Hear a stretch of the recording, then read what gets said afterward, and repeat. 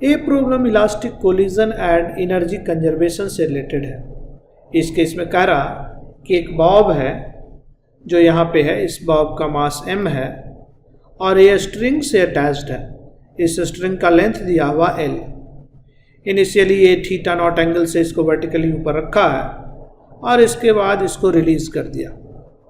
तो जब रिलीज करेगा तो ये नीचे एक सर्कुलर पाथ पे आएगा और यहाँ तक पहुँच जाएगा। क्वेश्चन में कहता है जब अपने मीन पोजीशन पे पहुँचता है यानी लोएस्ट पोजीशन पे पहुँचता है तो यहाँ पे एक ब्लॉक रखा हुआ, इस ब्लॉक से ये इलास्टिकली कोलाइड कर जाता है एंड इलास्टिक कोलिजन के बाद ये जो पेंडुलम है फिर से बाउंस बैक करता है और मैक्सिमम एंगल जो इस टाइम पे पहुंचता है वो θ1 के बराबर है, यानी θ1 एंगल तक ऊपर बाउंस बैक होके जाता है। इस ब्लॉक का मास दिया हुआ कैपिटल M एंड इस बॉब का मास है स्मॉल m। तो क्वेश्चन में पूछ रहा कि कैपिटल M का वैल्यू क्या है, यानी इस ब्लॉक का मास क्या है। तो क्वेश्चन को करने के लिए सबसे पहले हम लोग को एनर्जी कंजर्वेशन लगाना पड़ेगा और यहाँ पे पहुँचता तो इसका क्या वेलोसिटी होता जस्ट बिफोर कोलिजन वो निकालना पड़ेगा। तो अगर हम कहें कि कितना पोटेंशियल एनर्जी का लॉस किया, ये रेफरेंस लाइन अगर हम कंसीडर करें तो यही हाइट जो है पोटेंशियल एनर्जी का लॉस हुआ। मान लीजिए इस हाइट को h0 कहते हैं तो mgh0 ये पोटेंशियल एनर्जी का लॉस हुआ। h0 हाइट हम लोग निकाल सकते हैं। ये डिस्टेंस दिया हुआ l, तो ये डिस्टेंस हो जाएगा l cos θ0। ये डिस्टेंस हो गया l cos θ0। ये टोटल डिस्टेंस है l, ये डिस्टेंस हो गया l माइनस l cos θ0। तो h0 बेसिकली हो गया l माइनस h0 जो हो गया l माइनस l cos θ0।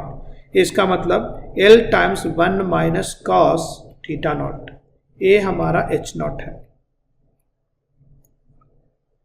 तो अगर हम h0 को थोड़ा और सिंप्लीफाई करके लिखें तो हम लोग इसको सिंप्लीफाई कर सकते हैं। h0 is equals to l times 1 minus cos θ0 and 1 minus cos θ का फॉर्मूला होता है 2 sin स्क्वायर θ/2। अगर आपको याद हो 1 माइनस cos अल्फा, इसका फॉर्मूला होता है 2 sin स्क्वायर α/2। अल्फा की जगह पे यहाँ θ0 है तो θ0/2 एंड चूंकि ये साइन स्क्वायर है तो अगर इसको हम अप्रोक्सीमेट करें, हम लोग के पास अप्रोक्सीमेशन होता है कि अल्फा अगर छोटा है तो साइन अल्फा को हम लोग अल्फा से रिप्लेस कर सकते हैं। तो साइन स्क्वायर θ0/2 को हम लोग रिप्लेस कर सकते हैं या अप्रोक्सीमेट कर सकते हैं θ0/2 का होल स्क्वायर से। तो यहाँ पे θ0/2 का होल स्क्वायर हो जाएगा θ0²/4। तो इसका मतलब ये हो गया l θ0²/2। इसको सिंप्लीफाई कर दे तो यानी h0 का जो वैल्यू है वो l θ0²/2 के बराबर है अप्रोक्सीमेटली। इस स्टेप में यहाँ से यहाँ जो गए एग्जैक्टली सेम है, बट इस स्टेप में अप्रोक्सीमेशन है क्योंकि यहाँ हमने अप्रोक्सीमेट किया sine alpha is approximately equals to alpha. तो बेसिकली h0 को हम लोग इस फॉर्मूले से लिख सकते हैं, या h0 को कहें तो l θ0²/2 से लिख सकते हैं। अब यहाँ पे जब पहुँचा होगा लोएस्ट पॉइंट पे तो क्या वेलोसिटी रहा जस्ट बिफोर कोलिजन। मान लीजिए वेलोसिटी रहा v0। तो हम लोग loss in potential energy is equals to gain in kinetic energy लगाएं तो कितना सा पोटेंशियल एनर्जी लॉस हुआ mg times h0 and kinetic energy gain कितना हुआ हाफ m v0²। तो यहाँ से जो v0 आ गया वो √2g h0 के बराबर आ गया। यानी यहाँ से बॉटम पोजीशन पे पहुँचेगा तो इस बॉब को इतना वेलोसिटी रहेगा √2g h0 के बराबर। एंड h0 जो है l θ0²/2 है तो ये 2 से 2 कैंसिल हो गया, θ0 को बाहर ले लें तो θ0 टाइम्स √gl इसका जो है लोएस्ट पॉइंट पे वेलोसिटी है। इस वेलोसिटी से यहाँ तक आएगा और उसके बाद एक मास से कोलाइड कर जाएगा और उसके बाद फिर से रिट्रेस कर लेगा अपना पाथ। रिट्रेस करने के बाद ओरिजिनल हाइट तक नहीं पहुँचता है, ये जो पहुँचता है θ1 एंगल तक जाता है तो किस वेलोसिटी से यहाँ निकल गया होगा, बाउंस बैक हुआ होगा कि ताकि θ1 एंगल तक जाए।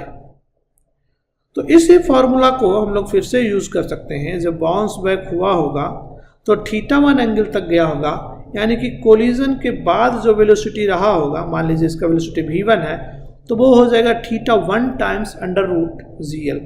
सो इसका जो velocity just after the collision होगा वो होगा θ1 टाइम्स √gl। एंड चूंकि वेलोसिटी अपोजिट डायरेक्शन में हो गया, इसलिए एक नेगेटिव साइन लगाना पड़ेगा।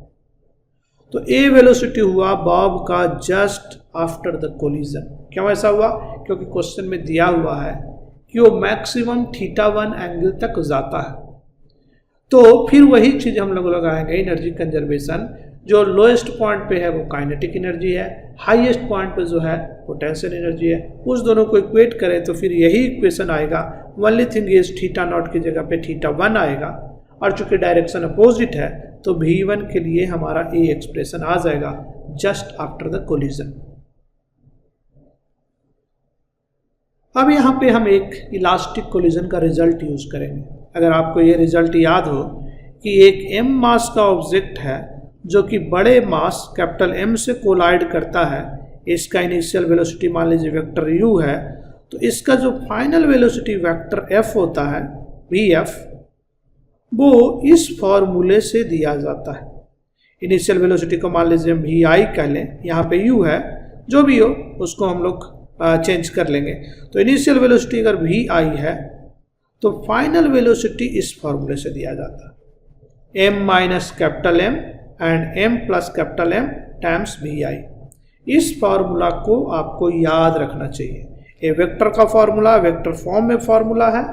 इसको से रिलेटेड IIT JEE में कितनी बार क्वेश्चन पूछे जा चुके हैं। तो इस फॉर्मूला को आपको डायरेक्टली याद रखना चाहिए कि एक ऑब्जेक्ट जो है जा करके दूसरे ऑब्जेक्ट से, दूसरा ऑब्जेक्ट स्टेशनरी है, उसके साथ कोलाइड करता है, तो इसका इनिशियल स्पीड u है या कह लीजिए vi है, तो इसका जो फाइनल स्पीड vf होगा वो इस फॉर्मूले से मिलेगा। तो इस केस में हमको इनिशियल वेलोसिटी पता है, ए वाला इनिशियल वेलोसिटी है और ए वाला फाइनल वेलोसिटी है। तो दोनों को अगर हम यहाँ पे रख दें तो ये फाइनल वेलोसिटी हो गया और इनिशियल वेलोसिटी हो गया। तो इसको सिंप्लीफाई करिए तो हमारा ए एक्सप्रेशन आ जाएगा, यानी m के लिए जो एक्सप्रेशन आएगा कैपिटल M के लिए वो आ जाएगा m times θ0 plus θ1 divided by θ0 minus θ1। तो फाइनली आपको ए आंसर आएगा जिसको कि आप सिलेक्ट कर सकते हैं।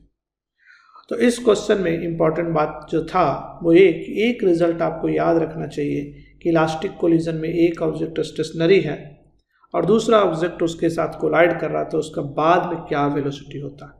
और दूसरा चीज़ अप्रोक्सीमेशन का 1 माइनस कॉस थीटा को आप 2 साइन स्क्वायर θ/2 लिख सकते हैं और उसके बाद इसको अप्रोक्सीमेट कर सकते हैं साइन थीटा को थीटा से।